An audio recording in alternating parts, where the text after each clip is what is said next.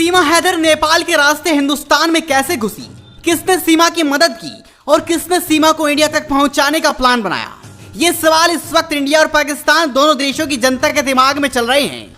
इसी बीच सीमा हैदर का WhatsApp chat सामने आया है, जिसमें हम आपको सीमा हैदर के हिंदुस्तान में घुसने का पूरा प्लान स्टेप बाय स्टेप समझाने जा रहे हैं। सीमा हैदर 4 सही और एक टूटा हुआ फोन लेकर पाकिस्तान से नेपाल के रास्ते हिंदुस्तान दाखिल हुई थी।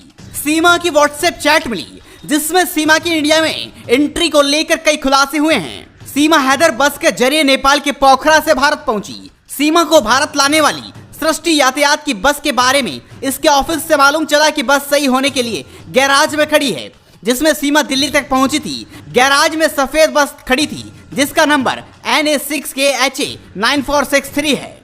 लेकिन सवाल यह भी उठता है कि अचानक सीमा का मामला सुर्खियों में आने के बाद ये बस भला गैराज में क्यों खड़ी हो गई? बस के मालिक ने बताया कि पिछले 10 दिनों से ये बस गैराज में खड़ी है और इसके इंटीरियर में कुछ चेंज होना है, वहीं इसकी जगह पर दूसरी बस चल रही है। अब सवाल ये उठता है, ये कैसे माना जाए कि इस बस से सीमा भारत आई थी? तो इसे साबित होता है सीमा हैदर का वो चैट जो उसने सिर्फ बस के स्टाफ के साथ किया था। सीमा ने 11 जुलाई को बस के स्टाफ से चैट की थी, जिसमें बस की लोकेशन भी दिखाई दे रही है।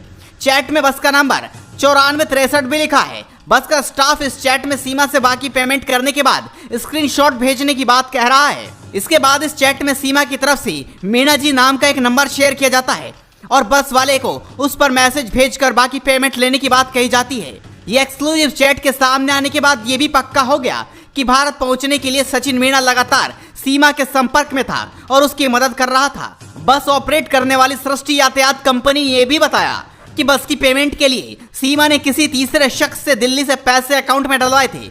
पोखरा टू दिल्ली बस में अपने परिवार की सीटें रिजर्व करवाने वाला और दिल्ली में बस के बाकी किराए का पेमेंट करने वाला शख्स कोई और नहीं, सचिन ही था। यानी सचिन ने ही सीमा के नेपाल से भारत आने की पूरी प्लानिंग तैयार की थी और सचिन ही सीमा को भारत लाने का मास्टरमाइंड है। खास बात यह है कि भारत नेपाल मैत्री संबंधों के तहत सरकारी बस भी चलती है, लेकिन उसमें चेकिंग ज्यादा होती है, उसमें पकड़े जाने की संभावना थी। इसलिए सीमा प्राइवेट बस के जरिए पोखरा के रास्ते होते हुए भारत में दाखिल हुई। सचिन ने सीमा के लिए सारे इंतजाम कर रखे थे, इसलिए सीमा को इंडिया में घुसने में कोई परेशानी नहीं हुई। सीमा भी अपने इंटरव्यू में इसे इतना मुश्किल नहीं बताती। और इधर यूपी एटीएस ने रविवार देर रात तक सचिन को हिरासत में रखा।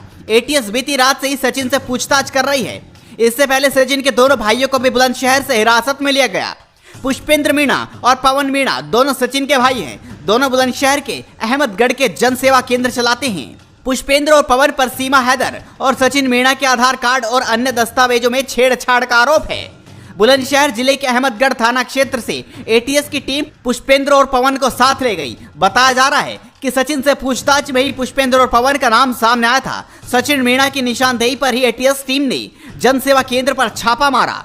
पुष्पेंद्र और पवन सचिन की बुआ के बेटे हैं। दोनों अहमदगढ़ थाना क्षेत्र के सलेमपुर गांव के रहने वाले हैं। पुलिस ने जन सेवा केंद्र से कुछ दस्तावेज और लैपटॉप भी जब्त किए हैं। साथ ही दोनों को नोएडा लेकर आई है। संभव है कि सचिन, पवन और पुष्पेंद्र को एक साथ बैठाकर पूछताछ की जाएगी। तो आप भी इस वीडियो पर अपनी राय दीजिए, इस वीडियो को शेयर कीजिए और जुड़े रहिए हेडलाइंस इंडिया के साथ।